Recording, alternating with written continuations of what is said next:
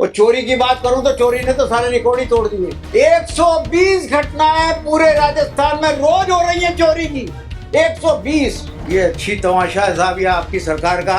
न तो मुख्यमंत्री जी आते और ये दो दो बना दिया आपने डिप्टी साहब, ये डिप्टी साहब भी नहीं आते। ज्यादातर महिलाओं का ये देखा गया कि बस में बैठ करके वो अपने आप को असुरक्षित महसूस करती हैं। एक साल में 173 AK-47 और AK-56 वो पकड़ी गई हैं। और पुलिस के पास क्या है, वो 2 चूच की राइफल। अब उन 2 चोचू की राइफल से कैसे मुकाबला करेगी पुलिस AK-47, 56 का? कि मुख्यमंत्री जी ये व्यवस्था किस प्रकार से सुधरेगी, आपका प्लान क्या है ये बताइए। जनता पूछना चाहती है कि कानून व्यवस्था यहाँ पर इसलिए सरकार किस प्रकार से सुधारेगी। मुख्यमंत्री जी ने यह भी कहा कि जेल में मोबाइल फोन की घटना की पुनरावृत्ति ना हो, जेल में मोबाइल फोन की पुनरावृत्ति ना हो, ये मुख्यमंत्री जी ने आदेश दिया। और इसका इतना जोरदार असर हुआ सभापति महोदय, इतना जोरदार इसका असर हुआ कि मुख्यमंत्री जी को जेल से तड़ी मिल गई 2 बार, एक नहीं 2 बार। बहुत अच्छे। राजनीतिक संरक्षण देना बंद करो, ये अपराधियों को संरक्षण देते हैं। अपराधियों को संरक्षण जब तक सत्ता पक्ष से मिलता रहेगा, यहाँ की कानून व्यवस्था दिन पे दिन बिगड़ती जाएगी। भारतीय जनता पार्टी तो जानी इसीलिए जाती, वो मोटरसाइकिल बगैर हेलमेट के जाता है, पकड़ा जाता है, कांस्टेबल रोक लेता है, कहता है चालान बनाऊंगा।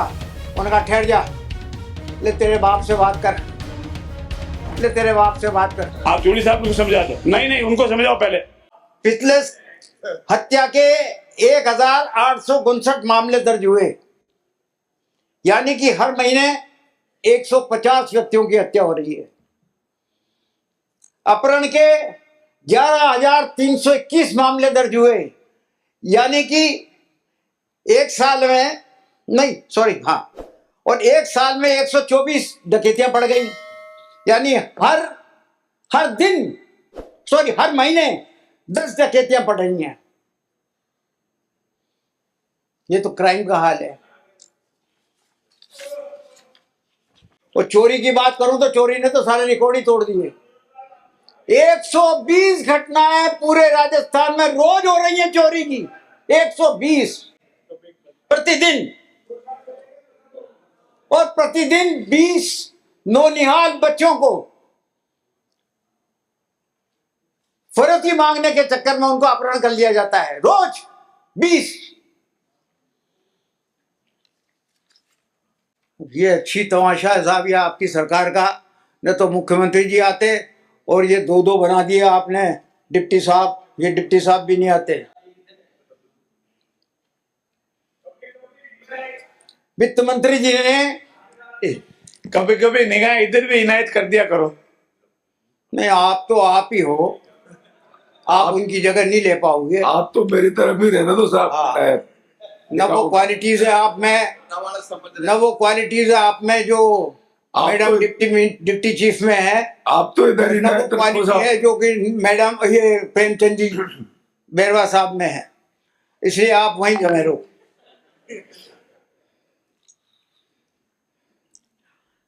पिछले बजट में वित्त मंत्री जी ने महिलाओं के सुरक्षा के लिए ये घोषणा करी कि साहब एक पुलिस फोर्स बनाई जाएगी। सबने ताली बजाई, साहब बहुत अच्छी बात है, पुलिस फोर्स बनेगी। अब वो प्रस्ताव बना करके पुलिस वालों ने जो हेडक्वार्टर से आया हुआ प्रस्ताव, वो प्रस्ताव बना करके जरिए मिनिस्टर जो है वो वित्त मंत्री के पास पहुंचा दिया। वित्त मंत्री जी ने वित्त विभाग में पहुंचा दिया और वित्त विभाग ने ले दिया कि ये प्रस्ताव उचित नहीं है। शाबाश, मेरा क्या सरकार चल रही है। डिप्टी चीफ मिनिस्टर, वित्त मंत्री, उनकी घोषणा, और वो भी बजट में। और विभाग, वो वित्त विभाग कह रहा है जो उनके अंडर में है, और जिस वित्त विभाग ने ही उनसे यहां पर घोषणा करवाई वही ये आज यही बात कह रहा है कि साहब ये प्रस्ताव जो है आपका स्वीकृत नहीं हो सकता। बताइए आप, ऐसी सरकार कहीं देखने को मिलेगी क्या? महिलाओं की बात कर रहा हूं मैं। घर से निकलने की तो बात छोड़िए आप, क्योंकि महिलाएं भी आजकल वो महिलाएं नहीं रही जो जमाने की थी। अब महिला भी में कुछ दम तो आया है, इसमें कोई दो राय नहीं। लड़ना भिड़ना जवाब देना भी सीखी हैं। तो कुछ महिलाएं तो घर से निकलती हैं, डरती नहीं है, लेकिन कुछ डरती हैं। और ज्यादातर महिलाओं का यह देखा गया कि बस में बैठ करके वो अपने आप को असुरक्षित महसूस करती हैं। आप भी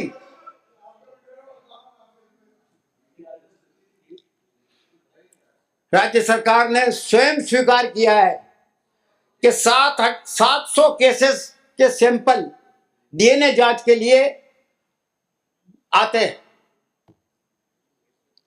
और जांच कहां होती है? इन 700 सैंपलों को जो आने के लिए कम से कम भी 20 परीक्षण यूनिट जो है चाहिए, कम से कम 20 है। कितनी? 2 जिन पे काम हो रहा है, बाकी 7 तो बंद पड़ी हुई है। चाहे वो कोटा की हो, उदयपुर की हो, भरतपुर की हो, भीलवाड़ा की हो, बीकानेर की हो। और इस साल तो राज्य विधि विज्ञान की रिपोर्ट भी विधानसभा में नहीं आई, पेश नहीं हुई है रिपोर्ट। क्या मजाक है बताओ आप? क्या हल्के में ले रहे हैं इस असेंबली को? किस स्तर की असेंबली थी और किस स्तर की देखने को मिल रही है इन्हीं आंखों से। सभापति महोदय, अपराध इतने हो रहे हैं कि इनके अंकुश लगेगा कैसे? पुलिस चालान पेश कर देती है अदालत में, पैरवी करने कौन जाएगा? एपीपी के 490 पद हैं, जिसमें से 270 खाली चल रहे हैं। 490 में से 270 तो खाली चल रहे हैं। वहां पता नहीं क्या हो रहा होगा उन फाइलों का। ज्वाइंट डायरेक्टर प्रोसिक्यूशन की 13 पोस्टें हैं, 13 की 13 खाली पड़ी हुई हैं। डिप्टी डायरेक्टर प्रोसिक्यूशन की 39 पोस्टें हैं, जिसमें 28 खाली पड़ी हुई हैं। नहीं, आप ही कर रहे हो सब जगह काम। शाबाश। पुलिस फोर्स को स्ट्रेंथ किए बगैर उम्मीद करना ही बेकार है कि साहब यहां की कानून व्यवस्था सुधर सकती हो।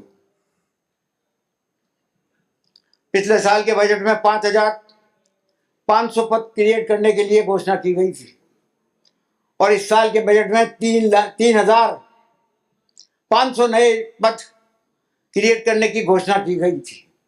भर्ती एक पे नहीं हुई, और 26,000 पद रिक्त पड़े हुए हैं पुलिस में। 26,000।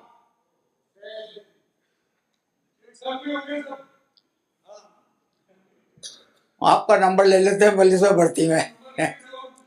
आप फिट हो? आप गृह मंत्री रहे हो, आप बिल्कुल सत्य बोलते जा रहे हो। आपकी जिम्मेदारी कितनी थी? कितने बलात्कार हो रहे थे उस समय? आप कह रहे थे कि मर्दों का प्रदेश। क्या आप पूरा राजस्थान शख्स हो क्या? बैठ जाए, थक जाओगे।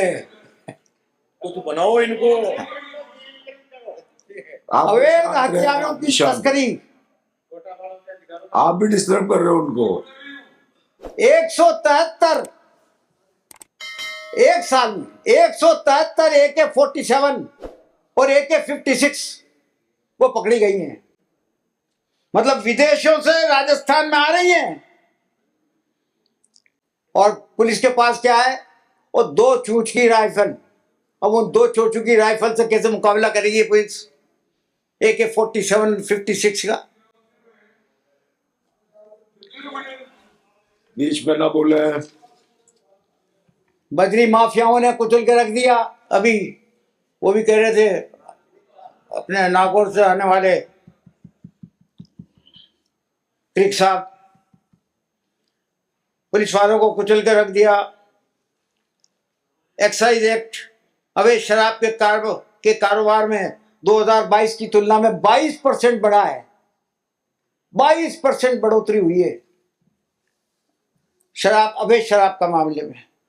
और आर्म्स एक्ट इनके 145 और आर्म्स एक्ट के मामले में 40% की बढ़ाई हुई है। बता दें।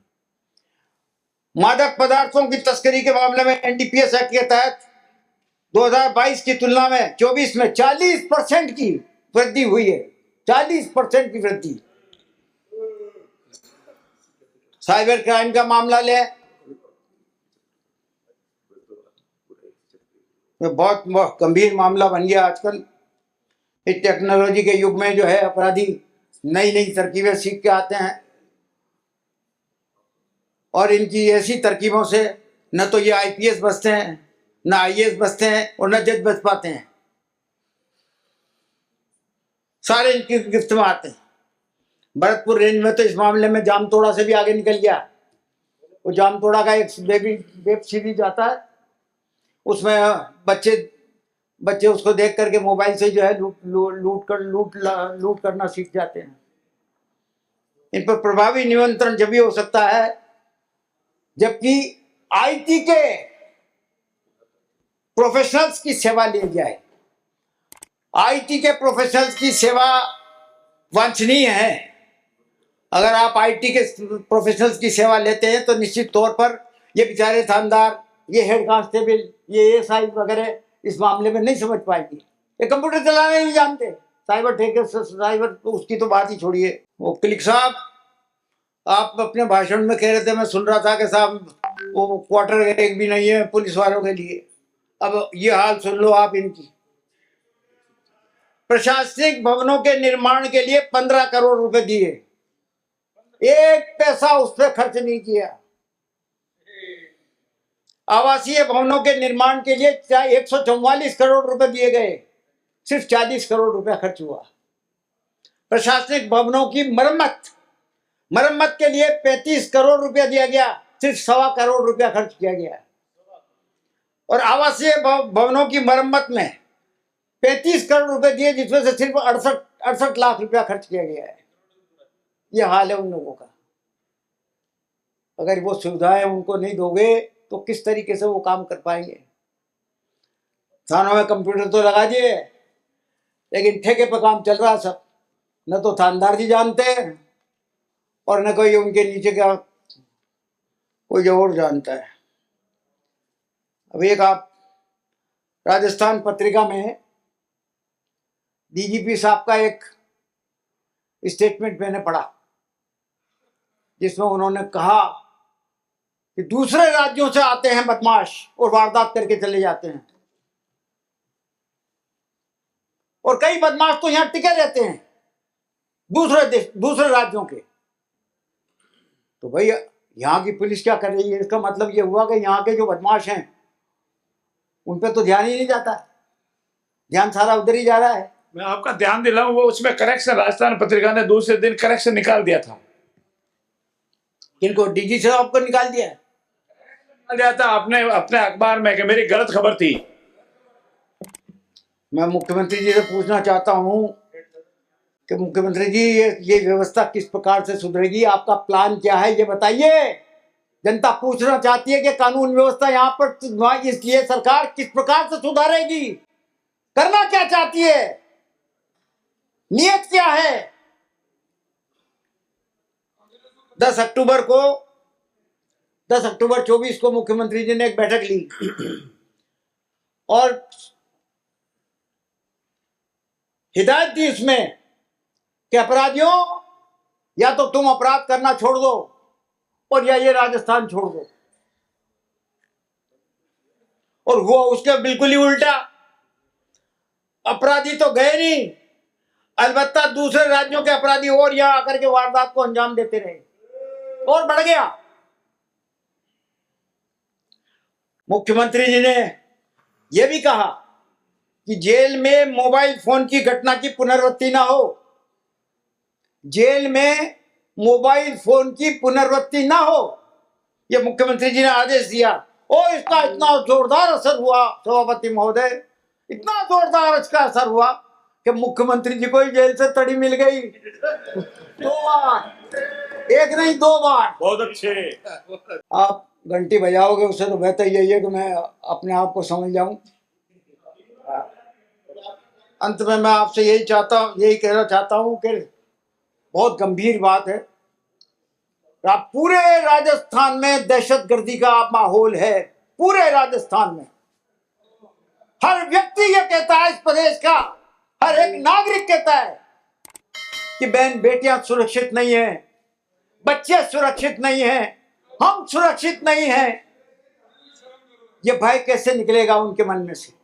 तो विदेशी पर्यटक आते हैं जिनकी बहुत बड़ी संख्या जो है इस बार गिर गई, उनके मन में से कैसे ये भय निकलेगा?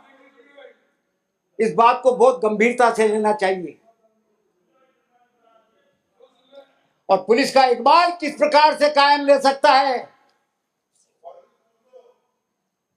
मानिए, जब तक पुलिस का इकबाल कायम नहीं होगा ना, तब तक कुछ नहीं हो पाएगा, ये याद रखिए आप। राजनीतिक संरक्षण देना बंद करो। ये अपराधियों को संरक्षण देते हैं। अपराधियों को संरक्षण जब तक सत्ता पक्ष से मिलता रहेगा, यहाँ की कानून व्यवस्था दिन पे दिन बिगड़ती जाएगी।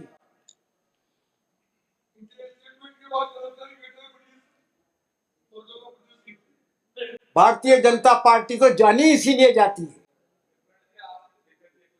वो मोटरसाइकिल पे बगैर हेलमेट के जाता है, पकड़ा जाता है, कांस्टेबल रोक लेता है, कहता है चालान बनाऊंगा। उनका ठहर जा, ले तेरे बाप से बात कर, ले तेरे बाप से बात कर। और भाई बीजेपी के नेता बोलते हैं, अरे भाई ये हमारा आदमी जा। मेरा ऐसा निवेदन है सर, ये बाप का शब्द अभी दादी का बाप शब्द निकाल दीजिए। इसको गलती से बोल गया, बुजुर्ग आदमी है, ध्यान नहीं पड़ता है शब्दों का चयन। आप कृपया नहीं बोले जी, बीच में नहीं बोले। मेरा अधिकार है, मुझे अध्यक्ष को कहने का अधिकार है। आप जोड़ी साहब को समझा दो। नहीं, उनको समझाओ पहले।